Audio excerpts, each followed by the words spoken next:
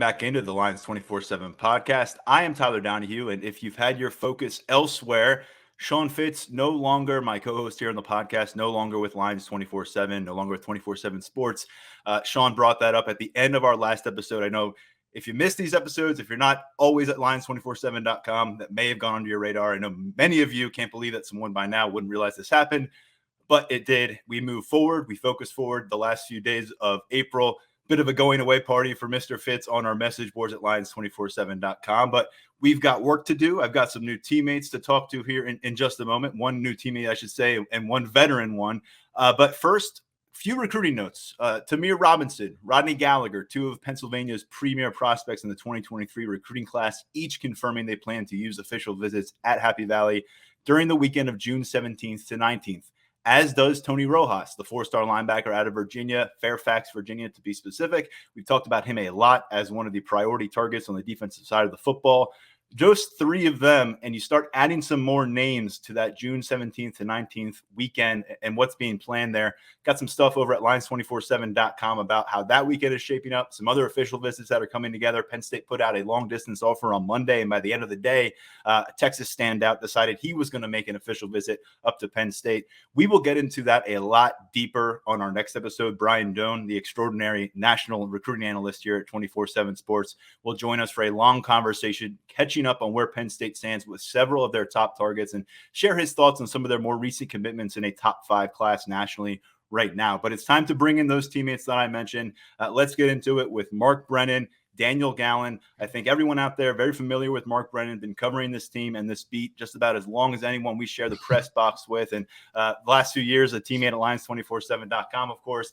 And then Daniel Gallen, who just joined us last week and thrown into the frying pan for your first week. It was a little bit of a busy one at Lions247.com. A lot of things happening. You came out the other side. Hopefully you're feeling a little more settled, Daniel. And we're happy to have you on board and have you on this podcast.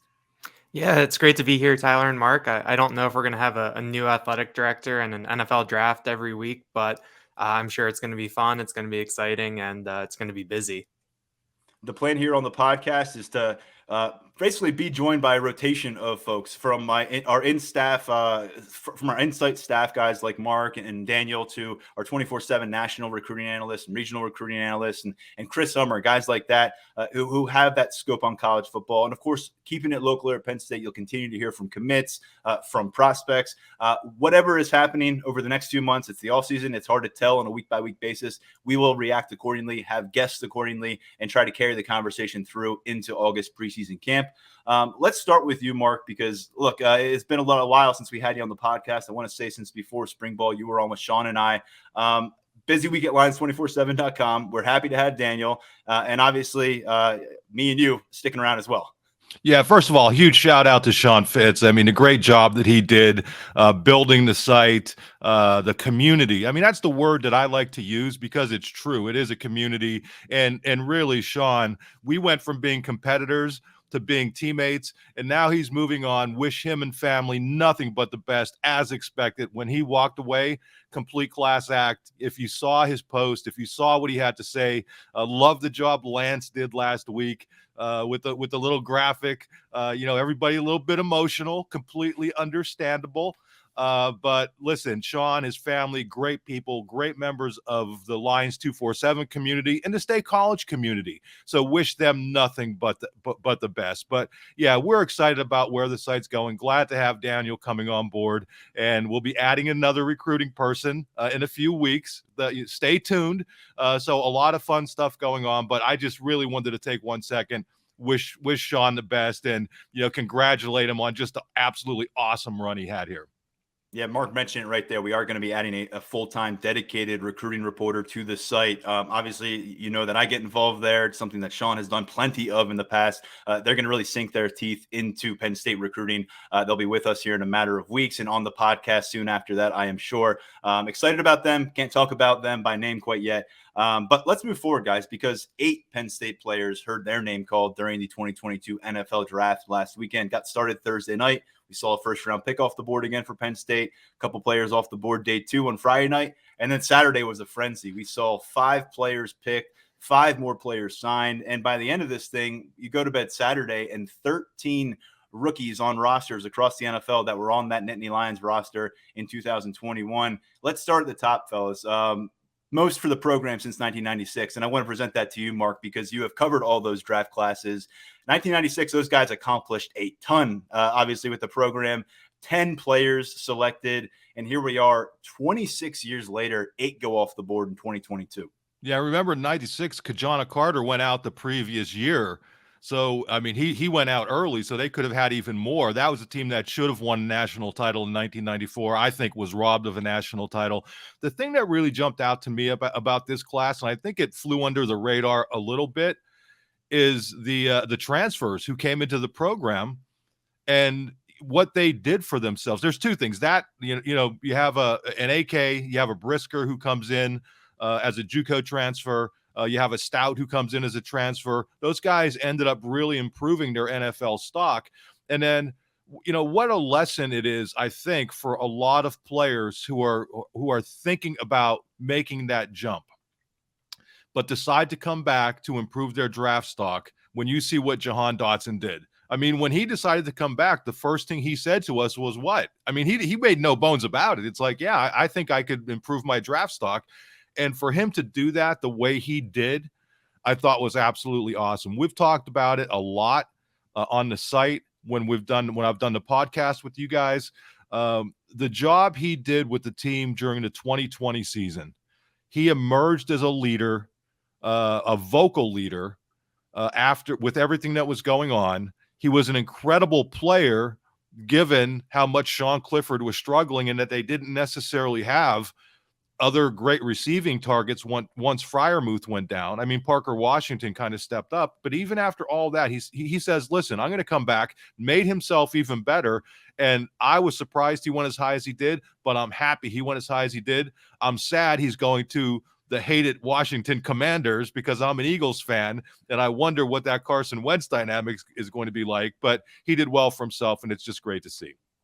Daniel, you, of course, covered Jahan Dotson for Penn Live last season. Now you're covering Penn State for us. But what did you observe in your 1 year with Jahan and getting kind of familiar with his game? Yeah, I think the one thing that really stood out about Jahan down the stretch was the fact that you knew that he was going to be the one who got the ball. The way the offense had kind of struggled down the stretch, he was the one guy who could get the ball, make things happen. And anytime he had the ball in his hands, it could be a touchdown. And even then, he was still putting up the big numbers, still making plays. And I think that that's something that can really translate to the NFL. Obviously, there are some of those size concerns. 5'11", 184 on the roster last year. I think he was the smallest of the 6 wide receivers to go in the first round. But it was something where watching him, it never really stood out to you because he was able to make those catches.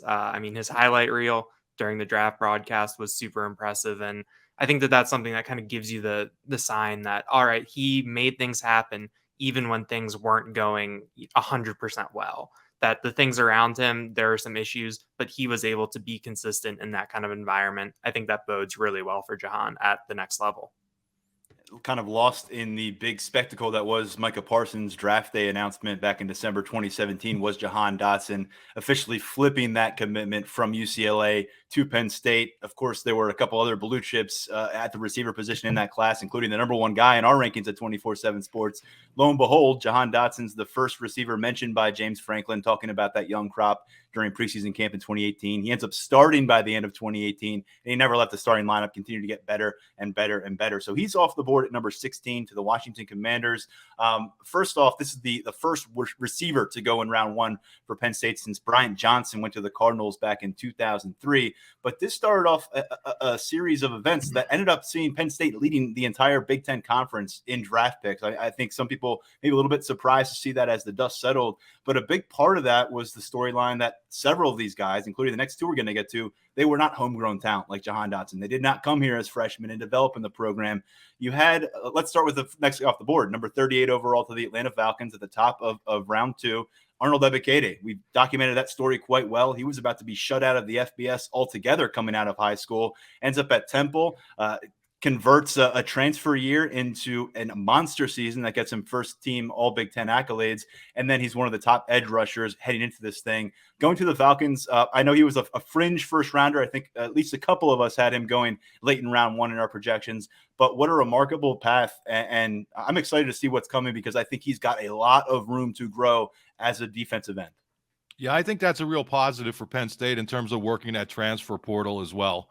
I mean, here's a guy who came in, as you mentioned, was barely recruited out of high school and ends up turning himself into a high second-round draft pick. You look at that Falcons depth chart, and it really looks like he's going to have an opportunity to be a starter right off the bat. So I don't think it's a coincidence that you see how well he played.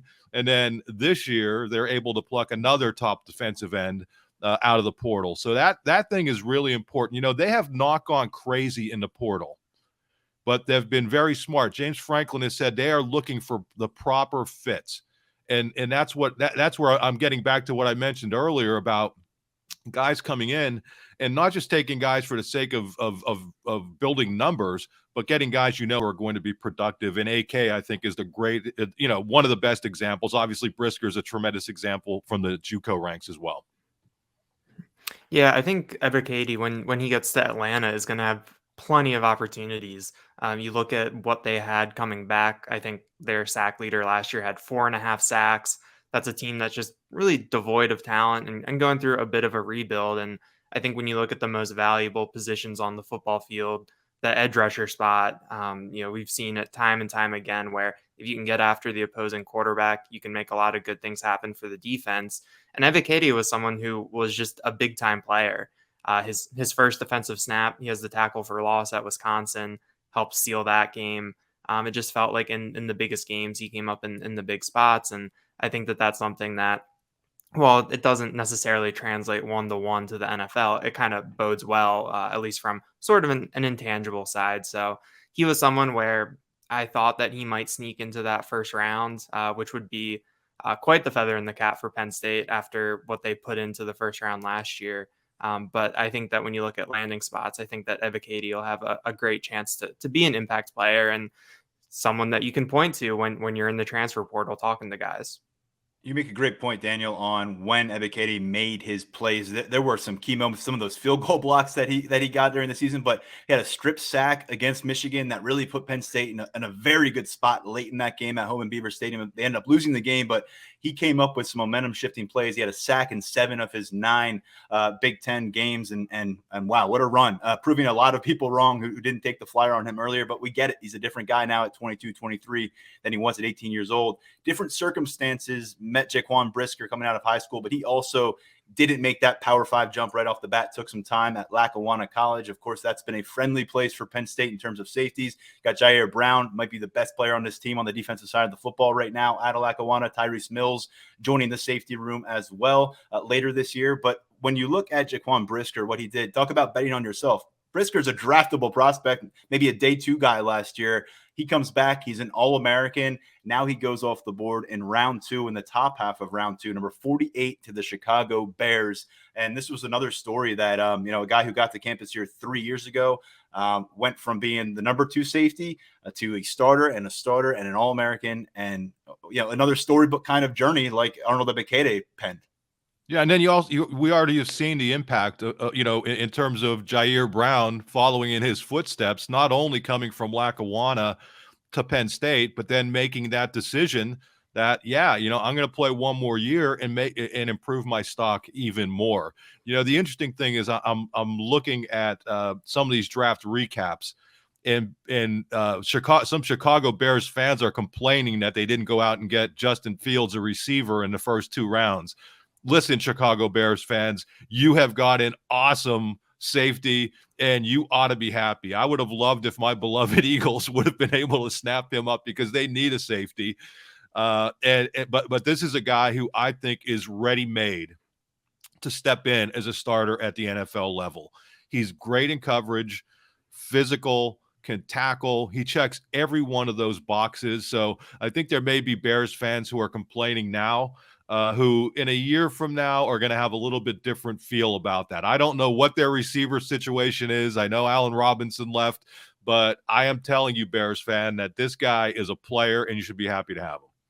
Yeah, I have no doubt that he'll be a fan favorite by mid-season, end of the season in Chicago. I think that his intangibles are something that's going to make him really appealing, and then just kind of the way he plays the game. It's just fun to watch. Another one of those guys with a knack for the big play, as we saw a couple times last year. But I think with Penn State and especially Jair Brown, the thing that'll be really interesting about Brisker's kind of long-term impact is that leadership side. After the blue-white game, Jair Brown talked a lot about coming back because he wants to be that leader.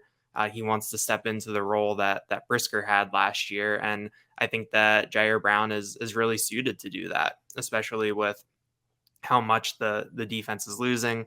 Obviously, PJ Mustipher coming back up front is a big presence, especially leadership wise. But on the back end of that defense, there's a lot of moving parts, and Jair Brown is really going to have the opportunity to step up and kind of try to follow in Brisker's footsteps, both as a player and as a leader. And I think that that's a challenge that he's really excited about. So I think Brisker is one of those guys who leaves the program.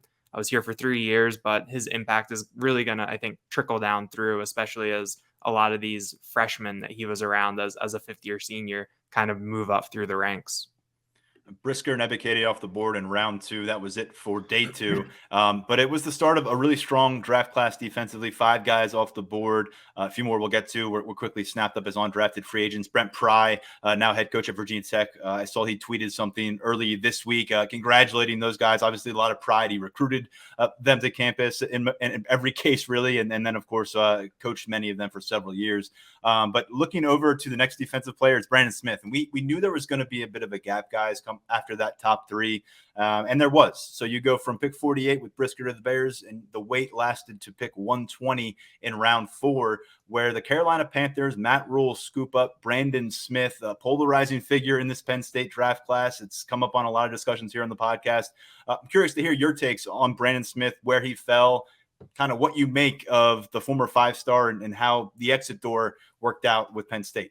Yeah, we're kind of going in this order, Daniel. I'm sorry if I'm going first every time, but it seems to be an easier way to do it. I know it is for me.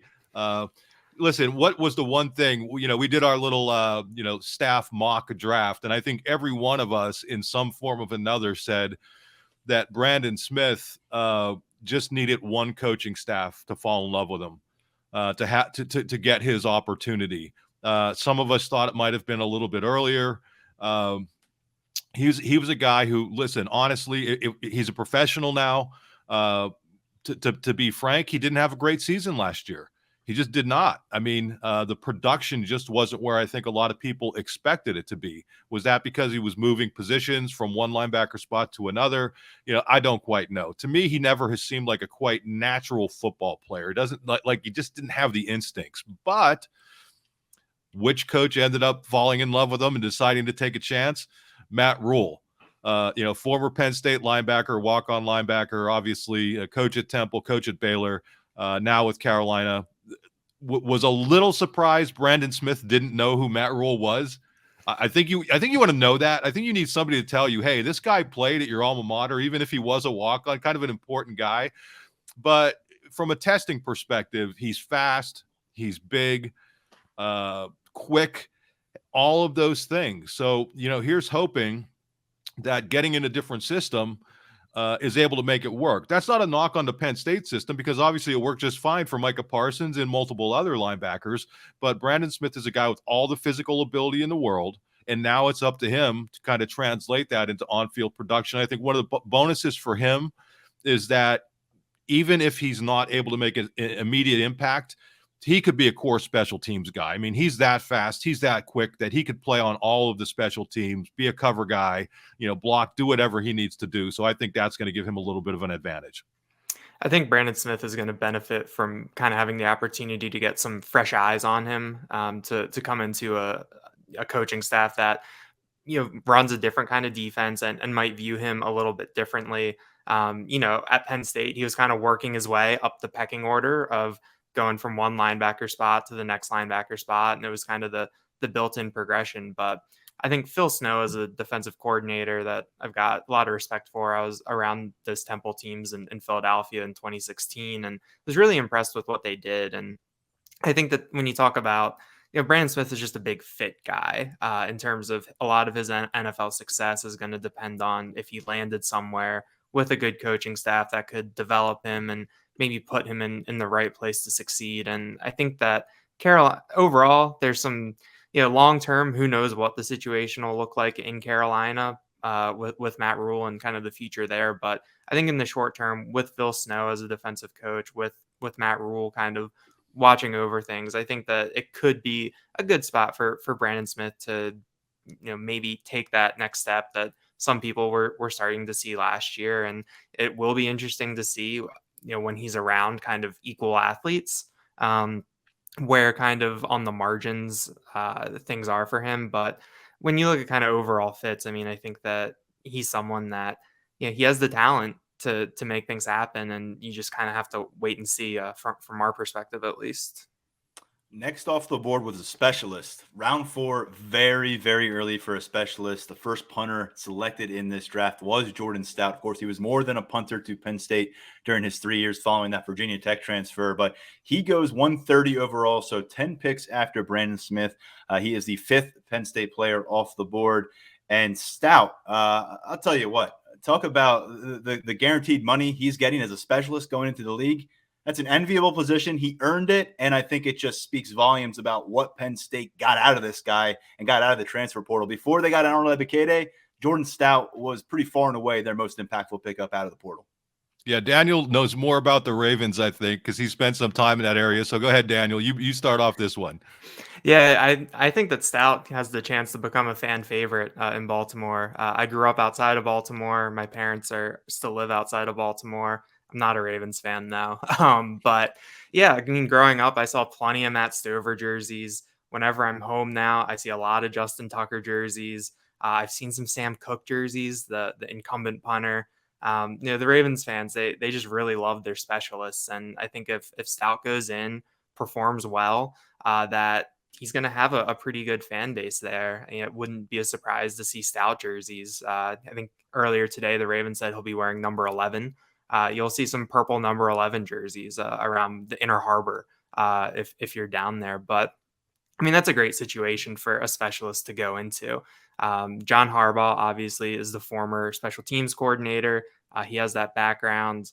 Randy Brown came on as a kicking consultant in the late 2000s and has stuck around as an assistant, and he's regarded as one of the best. A couple of years ago, the Ravens were up in Philadelphia for joint practices, and kind of after the fact, watching Sam Cook, Justin Tucker, Jake Elliott, Cameron Johnston, I think Morgan Cox and Rick Lovato were the long snappers, and just kind of watching those guys work after practice. Everyone's getting Ritas, kind of hanging out, but those guys are still working, and it was really interesting to see. And I think it was kind of informative to see how those special teams units in Baltimore have gotten so good. So I think Stout, you almost couldn't ask for a better situation with him. Obviously, there's a little dynamic there with Sam Cook being owed a lot of money, and kind of how that'll shake out in terms of the roster battle. But I think overall, I think when you look at fits in this draft class, I think that this might be the best marriage between player and team. Yeah, when Daniel said Ritas, he meant Rita's water ice, not margaritas. Although they may have been down in some margaritas after some of those summer workouts.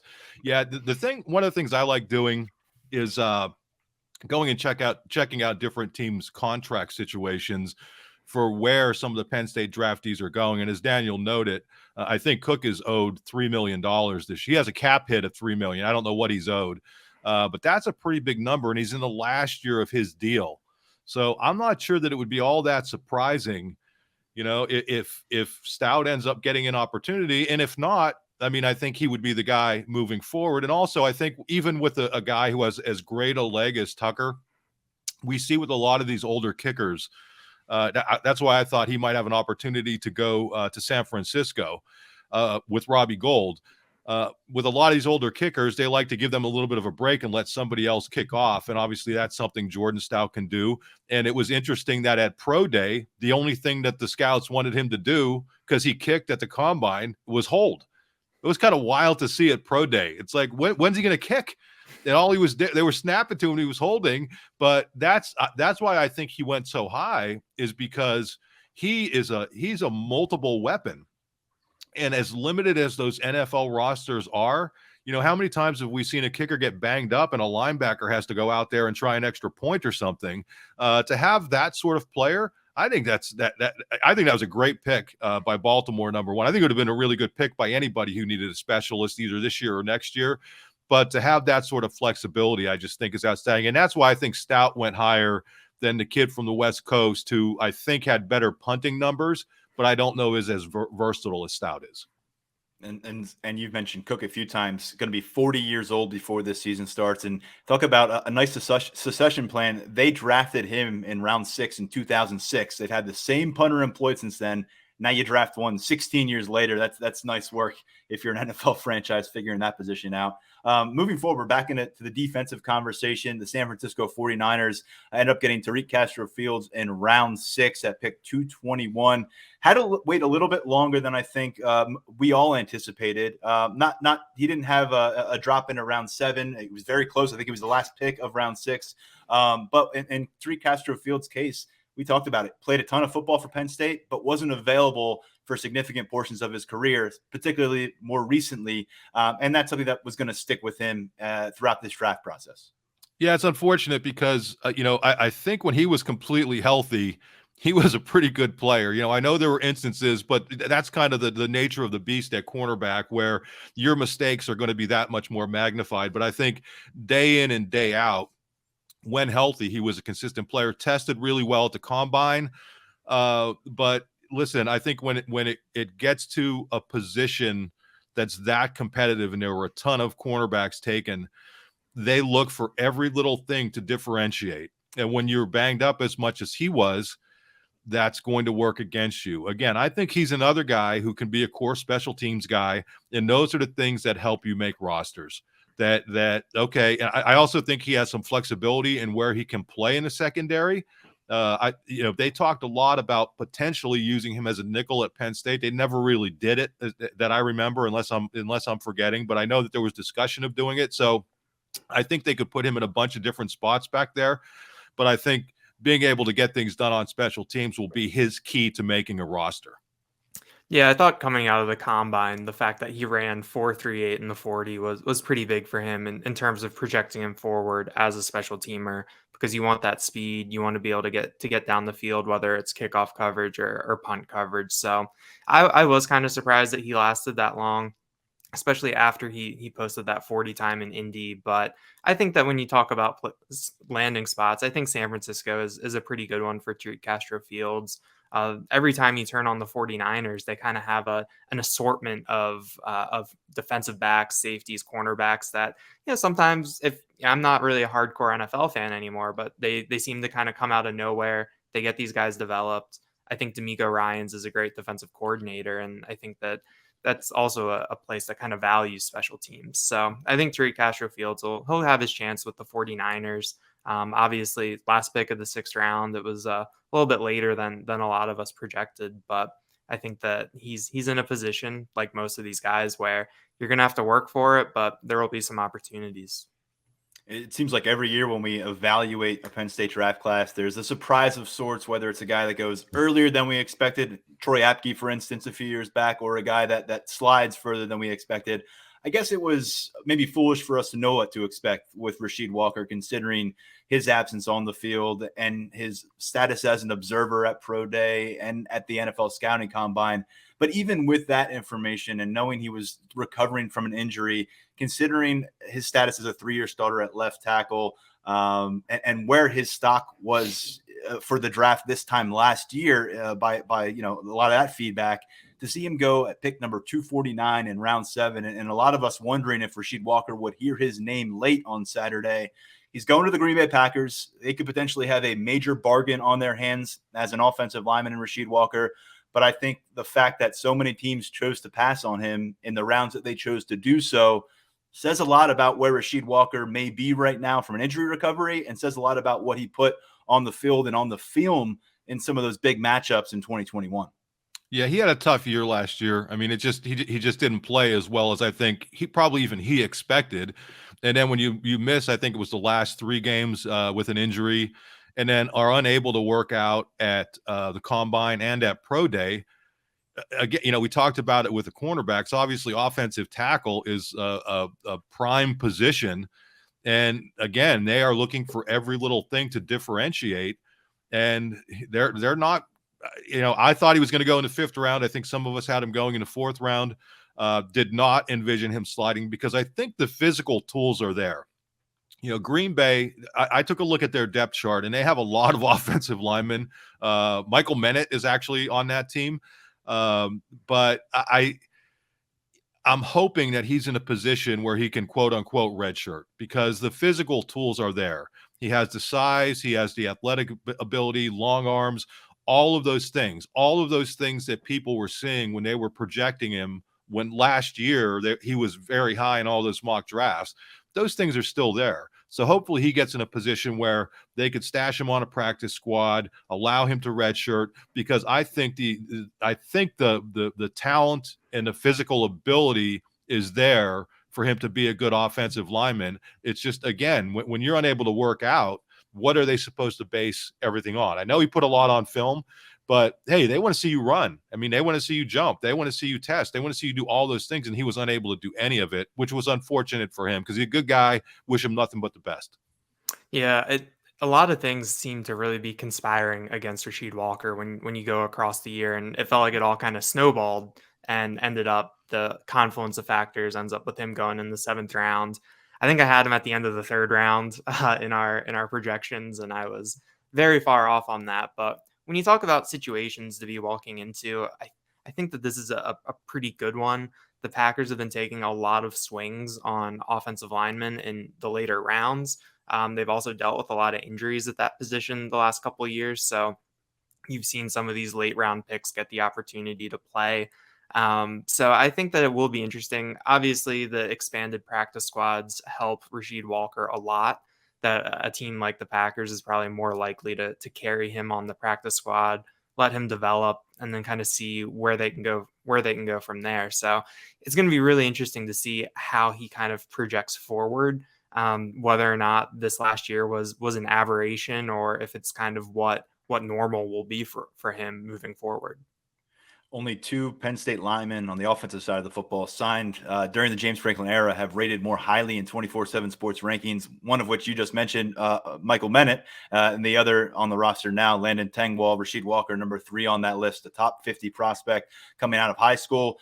32 consecutive starts before things went awry at the end of last season. We'll see what happens for him in round 7. Then the last name off the board, 7 picks later in that 7th round, 256 overall.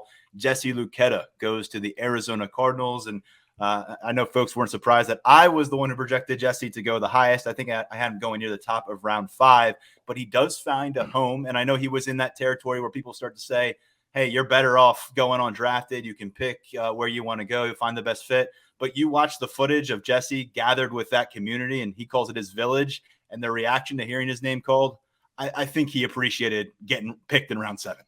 Yeah, and it was great to see what a team-first guy he was at Penn State. I mean, whatever they needed, he did. You need a middle linebacker? Sure, I'm there. You need somebody to step in as a pass rushing defensive end? Yeah, I'm there. And I think that's why a team takes a chance on him because, unfortunately for him, it looked like something happened to him running his 40 at the combine, and it wasn't anywhere near what I think he can run. But I think he's another one of these guys that keep saying it because it's so important that if you're able to contribute on special teams, you have an opportunity to do it. And that's where I go back to that team first attitude. Hey, anything that James Franklin and the staff asked him to do, he was willing to do. And I think that mentality is going to give him the opportunity to get something done in Arizona. I think the real key is, where are they going to play him? I mean, do you use him as a linebacker?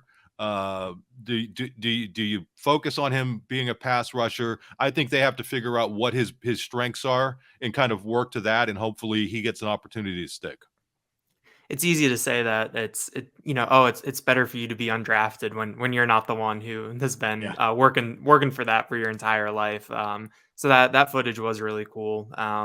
But yeah, I mean, kind of like what Mark said, it'll be interesting to see what Arizona's plan is for Jesse. That's something that they're going to have to know how they want to use him and put him in the spot where he can kind of develop, get his feet under him, and find a home on that defense.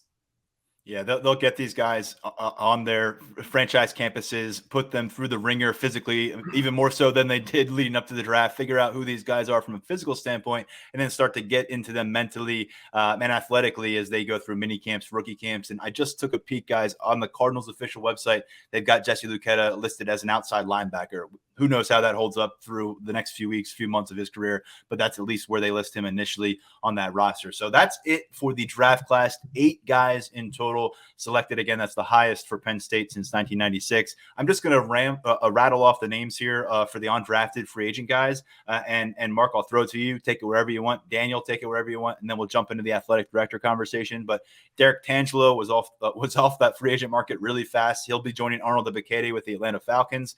Ellis Brooks follows Rasheed Walker to the Green Bay Packers. Offensive lineman Eric Wilson lands with the New Orleans Saints. And then Matt Rule wasn't done with Penn State's roster just yet. After drafting Brennan Smith, he signs the speedster and the special teams ace, Drew Hartlob, and John Lovett, who participated at Baylor's Pro Day, but of course wrapped up his college career here in Happy Valley. Yeah, I mean, listen, the fun thing now is we could become fans of these guys. I mean, we had to be objective when they were at Penn State. And right now, I'm a gigantic Drew Hartlob fan. I mean, this is a great. It's a big band. It's a crowded bandwagon, Mark. I know, but it's if he's able to pull it off, I mean, this will be such a great thing, because when you talk about team first guys, I mean, he was outstanding as a cover man.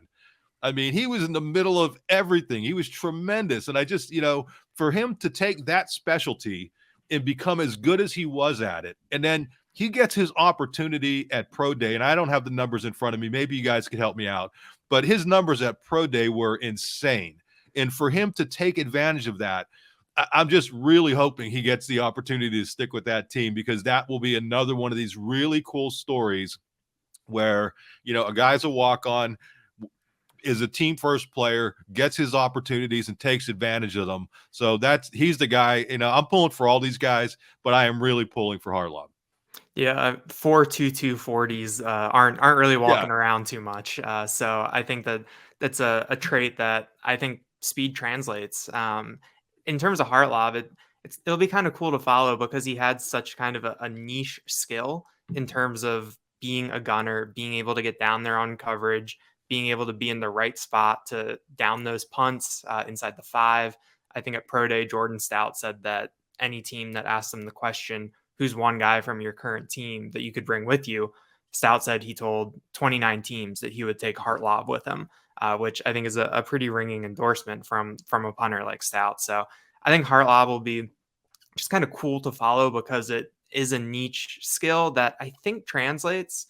But given how the rosters are different, and kind of what exactly the Panthers will be looking for, that'll be worth following. And then I think Tangelo is the other undrafted guy that stands out to me, because down the stretch last year, he was good. After Mustafa went out, he was able to be disruptive. He was able to make some plays, be in the right spot. I thought that he might get drafted in the 7th round. I had him as the 9th guy.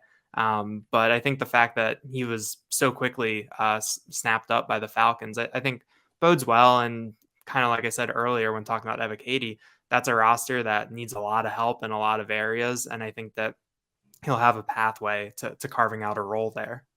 Yeah, I was drawing a blank, Tyler. Dan Chisena, the guy who went to the Vikings and is stuck with the team, is a great example and a great kind of role model for Hartlob, and that can be done. You can be a special teams guy and make a roster. Yeah, something I've mentioned though before, the comparison there is he does not have the physical stature that Chisena brought to the NFL. It's 6'3", and I'm not sure exactly how much Chisena weighed, but I'd be surprised if Hartlob's a full 5'10", I know maybe 5'11". They've got him at 6'3", 200 pounds, Dan Chisena. So that's a lot of size to combine with the speed, but like you said, 4.22s, those don't come along often. And it's not like he was sitting around on the sideline watching Penn State play. This guy was out there chasing down, playing fetch with Jordan Stout, as you just said. So we'll see where it goes from here. By the way, I didn't even realize the draft was over when I saw that it was reported that Tangelo was signed. That happened so fast. He got a $55,000 guaranteed deal, according to reports as well. So worked out pretty well for him in terms of players who did not hear their name called. Somewhere between rounds 1 and 2 of the NFL draft, Penn State introduced a new athletic director. Big secret that we discussed openly on 2 episodes last week of the podcast. Pat Kraft is the choice, coming from Boston College. Spent the last couple of years up there in Boston. He'll be wrapping things up there and starting on the new job here in Happy Valley on July 1st. We mentioned his background. He took over as Temple's athletic director at 37 years old. He's now 44. Mark, Daniel, you were both in the press room for this press conference. I did not get enough notice to find a babysitter, so I didn't join you. Of course, I was watching from home. Mark, let's start with you. You've seen your fair share of introductory press conferences in that room. What stood out about this one? What stood out was that everybody knew who it was going to be, and we got an hour and a half heads up on the press conference. Thank God I live 5 minutes away from the stadium. We were walking out, and I think Daniel had a really good line. Daniel, I'm stealing your line, but I think he won the press conference. Obviously, I mean the way that he came about, and I don't mean this as a negative toward Sandy Barber, but it's true. I mean, she's been nice enough to do our Nitwit show with us and has always been, good in interview situations, but there's sort of an aloofness there, and you could take that whatever way you want, but she kind of, the way she talks with people, it isn't as if you're, hanging out, whatever. This guy, Kraft, he comes across as if he's like your buddy, you know what I mean? And I'm real anxious to get an opportunity to see him in different interview situations, just to see if that is kind of, the authentic Pat Kraft. But I just think the way he carried himself at that press conference was terrific. I think he hit on all the right notes. Anymore, you really have to have an understanding as an athletic director how important college football programs are. Why? Because if you want to have 31 or 32 sports, you better have a strong football program that's going to generate enough revenue to support all of those sports. Yeah, there are other sports. Men's basketball makes some money. Wrestling, I think, is kind of self-sufficient, but you need a strong football program. And I think what we've seen from where he's been, he gets that. He understands that, both at Temple and BC, that is one of the real key things. And I think from our perspective, we being somebody who covers Penn State football, I think the fact that the AD knows that, I think, is a positive for us, because if that team's better, it's going to be more fun to cover. So I thought he did really well. And I also thought the president came across, I mean, I couldn't imagine Eric Barron, cracking jokes. I thought she was pretty funny, saying, basically making it seem as if nobody knew who it was, tongue in cheek. But I thought both of them came across well. And, at first sight, it seems like a good hire for Penn State. Yeah, but between Pat Kraft and Neely Bendapudi, I mean, it felt like there was a lot of kind of self-awareness up on the podium in terms of the jokes and kind of the nodding towards the relative absurdity of the situation, that we knew who it was, but kind of had to do the run up to it. But no, I mean, I'd agree with everything Mark said. I think that Pat Kraft knows what he's getting into, and he knows how he wants to do things and what he needs to do in this athletic department. He kind of talked about during his time at Temple being in the shadow of Penn State, and obviously he has the Matt Rule connection that came up a couple times in terms of using Matt Rule as a sounding board when talking about this job. So I think that he's someone who is, even though it's been from kind of a distance and through someone like Matt Rule, I think that Pat Kraft is someone who's really familiar with this program, with this athletic department. Obviously, on the inside, things look different than they do from the outside. But it's clear that this is the type of job that someone like him has been working towards. I mean, he called it the mountaintop. I got very emotional when talking about being at this point in his career. It seems like a destination job for him, even though he is only 44 years old. So it was a good press conference in terms of the energy, what you were hearing. Afterwards, I went through some old notes from my old job when I was in Philly. I went to Jeff Collins's introductory press conference in 2016 after Matt Rule left Temple, and looking through the Kraft quotes then, that's kind of the same thing, kind of making the similar jokes. I think that he talks about getting lost in the hotel at Penn State because it had been so busy. In 2016, he was joking about needing more coffee. Just kind of the energy is there, and it's clear that he's been kind of the same person as he's risen through the ranks. He has some self-deprecating humor, and I think that kind of disarms people when you're around them. It's helpful, I think, and just ultimately, clearly, he has. Looking back, he was at Temple. He talked about looking west to this campus with kind of like, we want to beat you, we want to find a way to climb up to you, and then he talked about coming here with a not so good Indiana squad and getting beaten in Beaver Stadium, lining up to shake Joe Paterno's hand, then getting stranded at the airport in State College, staying overnight in some kind of conference room, and then Joe Paterno showing up at 6 a.m. on a Sunday morning and say, hey, guys, I'm sorry about this. First off, I've been around campus now for, I think, 5 years, and people have incredibly varying opinions on this. I know that's no shocker, but that was about as much anecdotal Joe Paterno story I've heard from anyone here at Penn State since I showed up in 2017.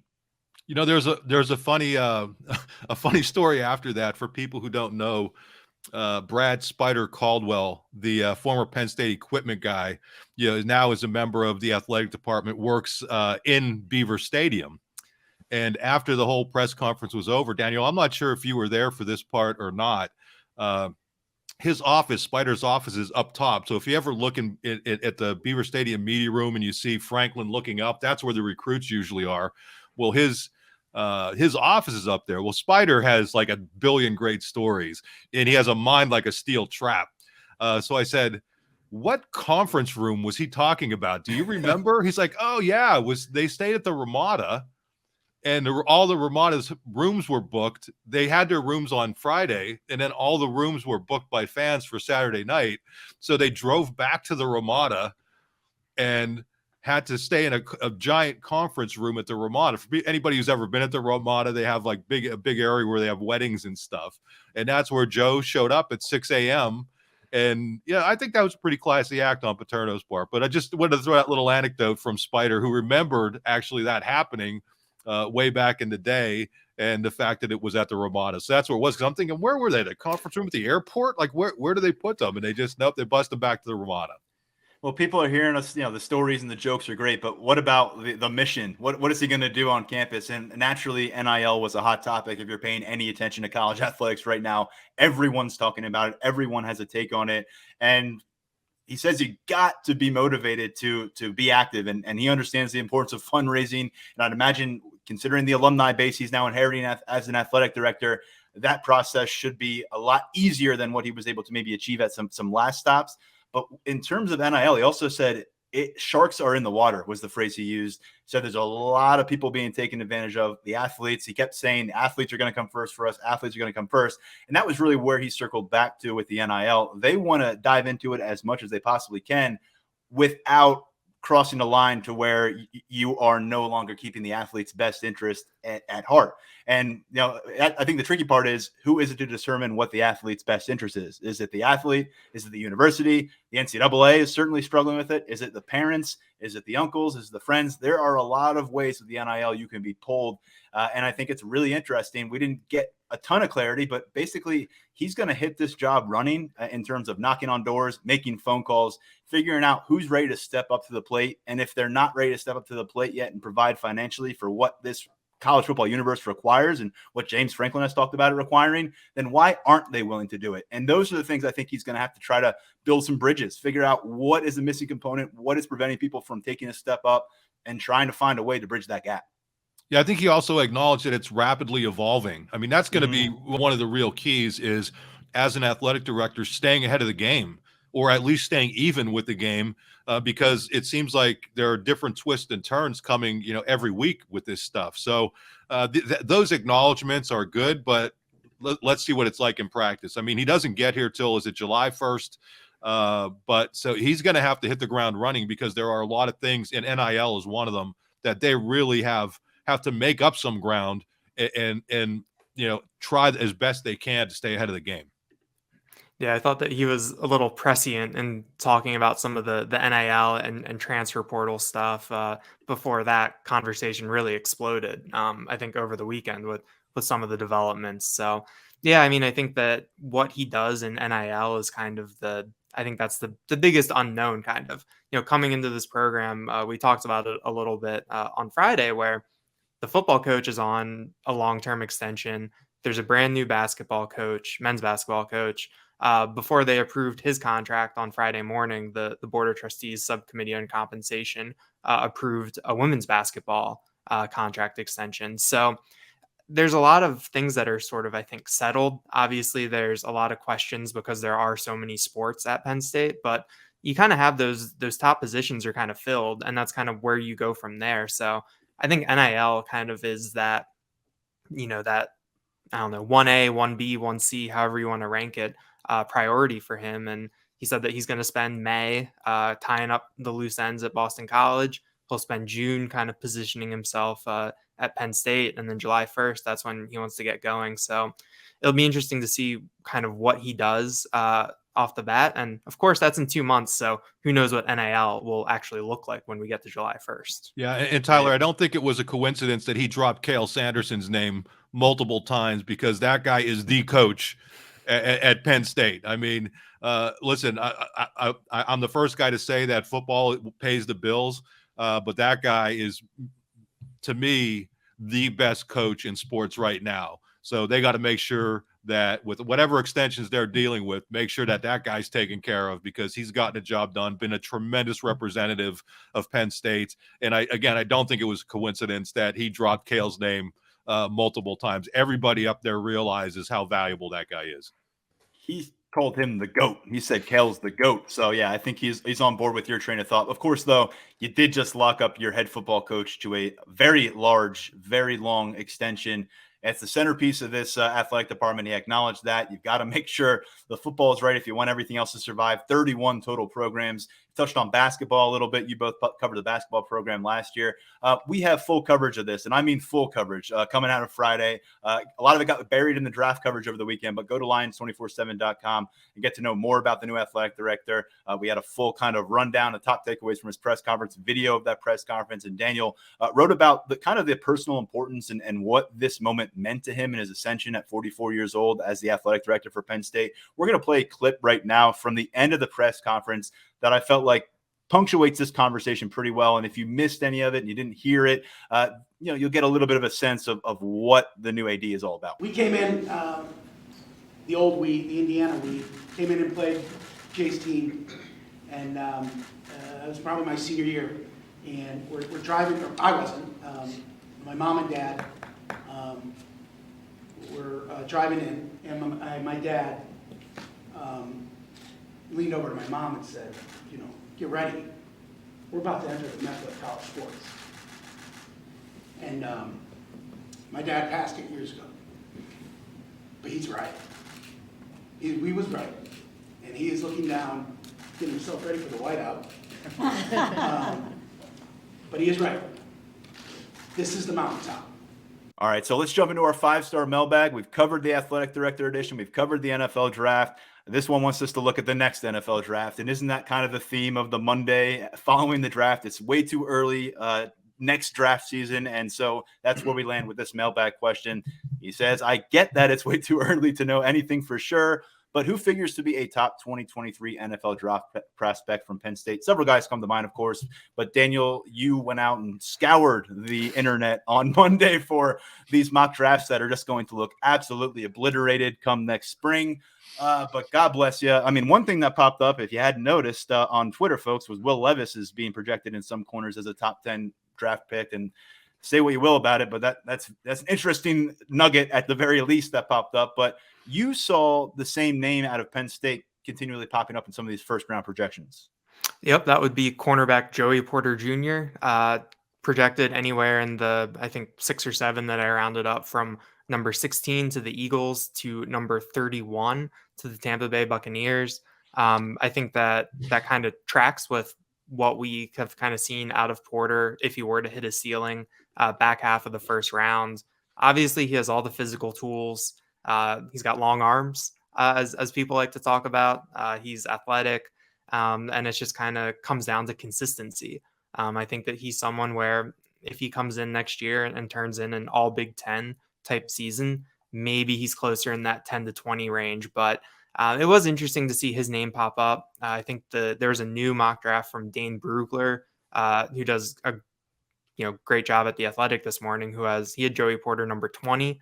And I think that kind of seems firmly in the range. I will say there was one other mock draft that had Parker Washington in the first round at number 25, which I thought was interesting. Because when you look at this Penn State roster right now, I think Porter is the one who jumps off to you, and then after that, maybe Jair Brown. But it's going to be a lot of guys that are going to have the opportunity to boost their stock and kind of put themselves in this conversation if they're not in it now. Yeah, I was just looking at my roster here, Tyler, and after the blue-white game, we were down on the field, and they list Joey Porter Jr. at 6'2", and he was walking alongside Caden Wallace, who's listed at 6'5". Now, I'm not saying Joey Porter's 6'5", but he's taller than 6'2". I mean, he is long. I mean, we didn't have as much opportunity to be around these guys last year, so to be able to be down on the field there after the game, it was pretty interesting. Listen, a note, Penn State's never had a defensive back taken in the first round. Almost mind-boggling to think that that's happened.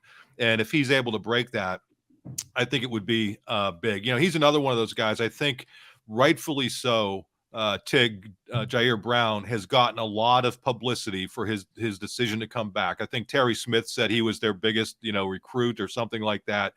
But Joey Porter Jr.'s decision, I think, was equally big. I think that's going to be big for this team. If you can fly under the radar at his height, I mean, he has all those physical tools. And with the NFL pedigree, obviously, I think he's going to be the guy who ends up breaking that streak. Knock on wood. Let's hope he stays healthy. But if he does, I think he has all the skills to be the first Penn State DB to go in the first round.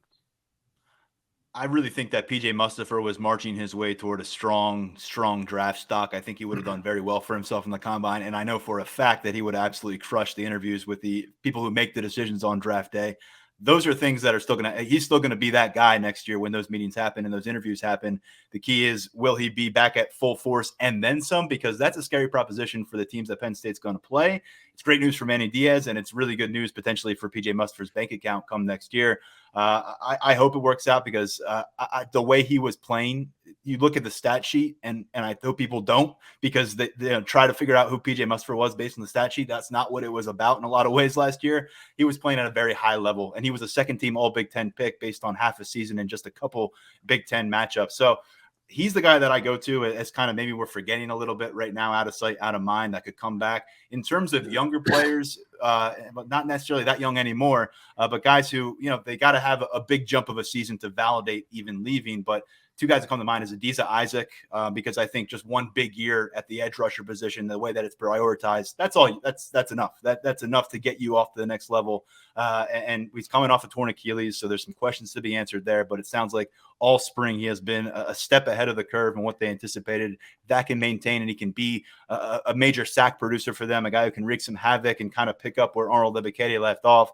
I think he's going to be in good shape to make a decision. And the other is Theo Johnson. I don't know what the tight end usage is going to be, but when I look around that room, you could see any of these. You could see Brenton Strange, maybe even Tyler Warren creep up and be the leader in receptions in that group. But when I think about who's going to maybe put together some stats and some highlights and then attach that and go to the combine and potentially be at the top of that tight end pecking order, I think Theo Johnson has the arsenal athletically to be that kind of guy where you look beyond the stats and production a little bit and kind of think what he could do over the draft process.